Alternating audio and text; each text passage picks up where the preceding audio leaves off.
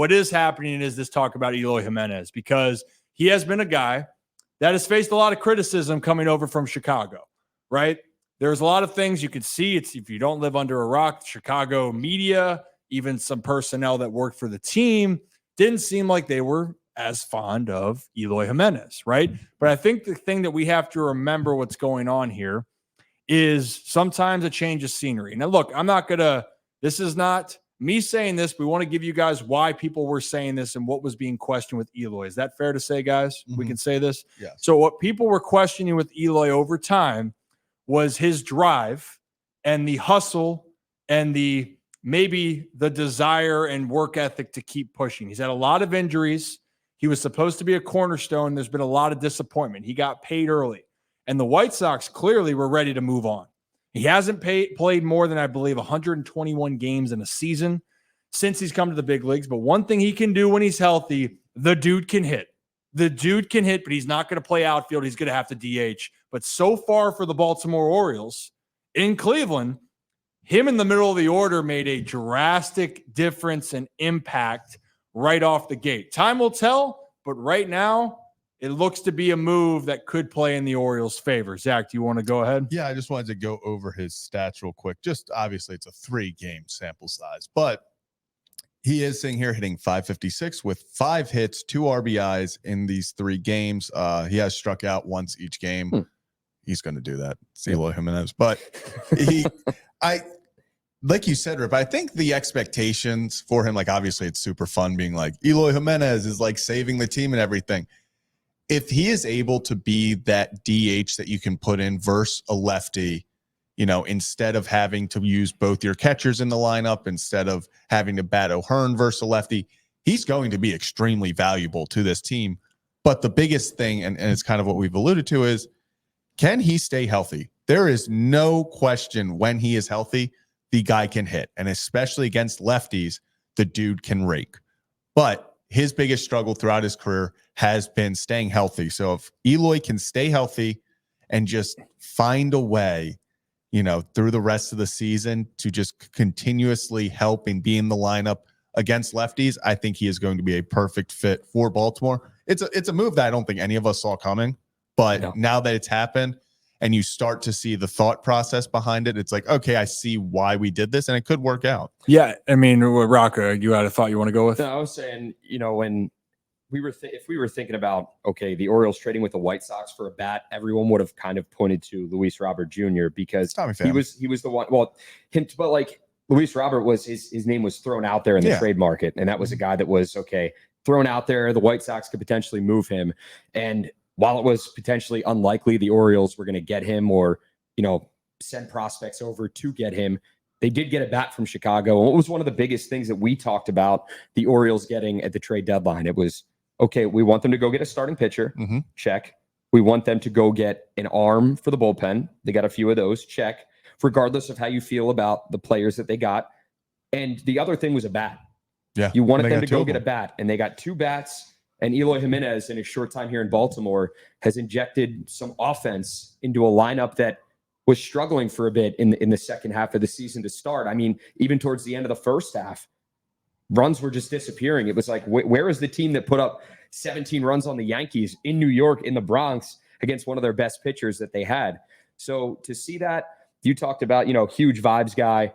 He is. And to see the picture of him with hat backwards, glasses on, just out there living the life with the Orioles, I think this, and Rip, you could probably attest more to this, but you talk about maybe a guy that was checked out in Chicago or whatever you want to say about him. And maybe that's why the White Sox media was like, okay, get this guy out of here.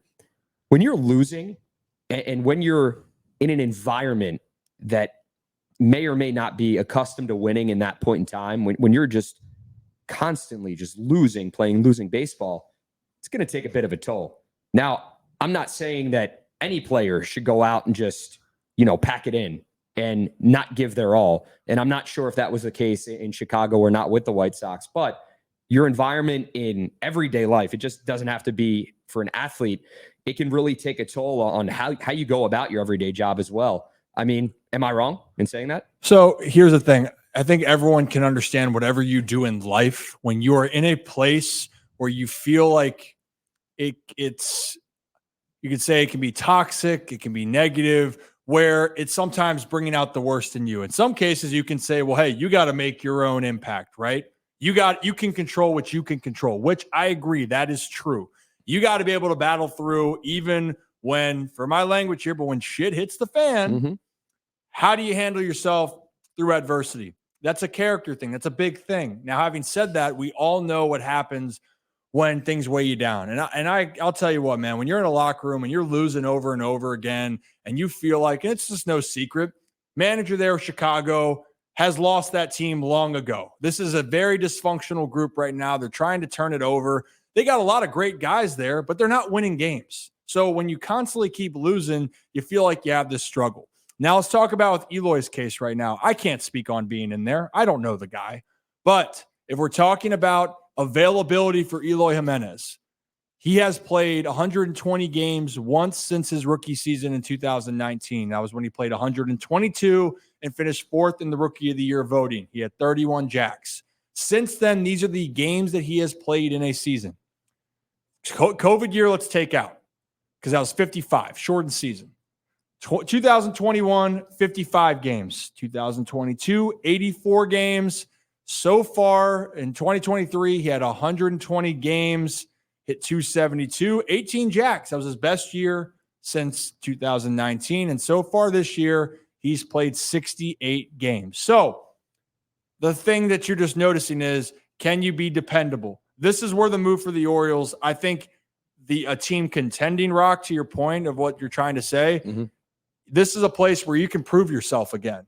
And you're injected into a pennant race immediately, and that can bring a guy up. I remember, this is a small example, but I was in high A with the Orioles. And Frederick, I loved F-Town, baby. Shake them keys. But we were terrible. We lost a lot. Great guys. And then I got called up to Double-A, and we're injected into the hunt for the division. And I'll tell you what, you stop worrying about how you do individually too. All you're focused is how do I get the job done? Because that's the other part that I don't know if I've explained that well to you guys on the show, is that when you are losing the minor leagues or you're losing in pro ball, it's extremely hard because it's still that business. The guys are playing for their jobs, right? Like, the job is to win. If you're not winning, then show us how valuable you are. That's like other guys, like when Seti got his chance, the Orioles were terrible, but Cedric proved that he should be an everyday guy. Like, stuff like that matters. So that's just one thing to watch. But I'm really curious what's going to happen here. And I do think that this could be, at least for the Orioles and Eloy, keep in mind, right, it's a player option next year. Or, sorry, team option for Eloy. Is that right? Yeah, so they have 2 team options after this. So 2 team options. So they are expensive. They're expensive. 17. I think both of them are between 16 and 18 million dollars per year. Yeah. So again, right now, this is a chance for Eloy to prove, hey, we've seen it. You're out of this environment. People have said a lot of crap about you. Prove it now and go out and help this team win a World Series. You do that, the perception of how you're viewed, at least in the front offices and around baseball, is going to continue to change. And he's off to a great start in Baltimore. Yeah. So next year is a $16.5 million option. And the next year after that is $18.5 million. So I really find it hard that they would pick up either of those, but if he plays well enough, you never know. Wait, we're gonna find out here. We'll find out. And also too, I think the Orioles do have a very good culture. I think that's just a group that loves each other. They want to continue to push each other. And I think that's ultimately going to help them. I mean, you just heard Corbin Burns, which everyone, I think we need to start get that besides Nick Moore going to the Pro Bowl for football season. Yeah. Corbin Burns to be re-signed by the Baltimore Orioles. He stated he's really enjoyed being here in Baltimore. So you're seeing a culture that's starting to sit.